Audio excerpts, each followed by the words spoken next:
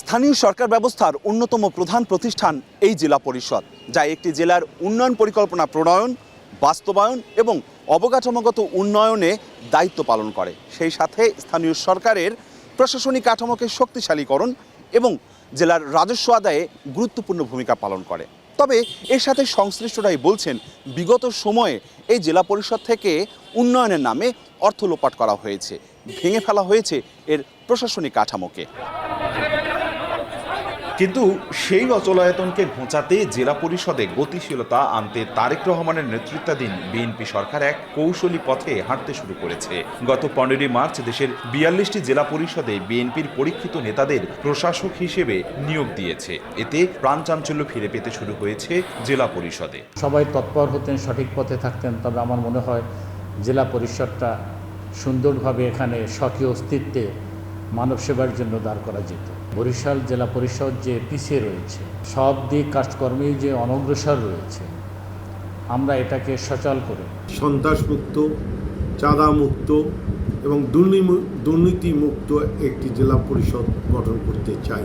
অভিজ্ঞতার আলোকে জনসম্পৃক্ততা রেখে আমি জবাবদিহিতামূলক একটি জেলা পরিষদ গড়ে তুলব ইনশাআল্লাহ। এর আগে গত 14 মার্চ দেশের 5 সিটি কর্পোরেশনে প্রশাসক বসায় বিএনপি সরকার। সেখানেও জায়গা পান স্ব মহানগরের ত্যাগী বিএনপি নেতারা। দায়িত্ব পেয়ে নাগরিক সেবা বাড়ানোর কথা জানিয়ে তাদের সরকার একটি জনবান্ধব সরকার গড়তে চায় বলে আশার বাণী শোনান। ইউনিয়ন পরিষদ থেকে শুরু করে উপজেলা পরিষদ, জেলা পরিষদ, সিটি কর্পোরেশন, সেই জায়গাগুলোকে আমরা শক্তভাবে মেরামত করার জন্য, তা জনগণের পাশে থাকার জন্য আমরা দায়িত্ব নিয়েছি। বিভিন্ন মহল বলছে, নাগরিক সুবিধা নিশ্চিত করতে দেশের স্থানীয় সরকার ব্যবস্থা শক্তিশালী করা জরুরি। উন্নয়ন কর্মকাণ্ডে গতি আনার পাশাপাশি স্বচ্ছতা ও জবাবদিহিতা নিশ্চিত করারও আহ্বান তাদের। বিগত 2 বছর আমরা দেখছি প্রশাসনিক কর্মকর্তার মাধ্যমে এগুলি পরিচালনা করা হয়েছে, সেখানে জনগণের কোনো সম্পৃক্ততা নাই। যদি কোনো দুর্নীতি অনিয়ম থাকে, সেই দুর্নীতি অনিয়ম তারা দূর করবে।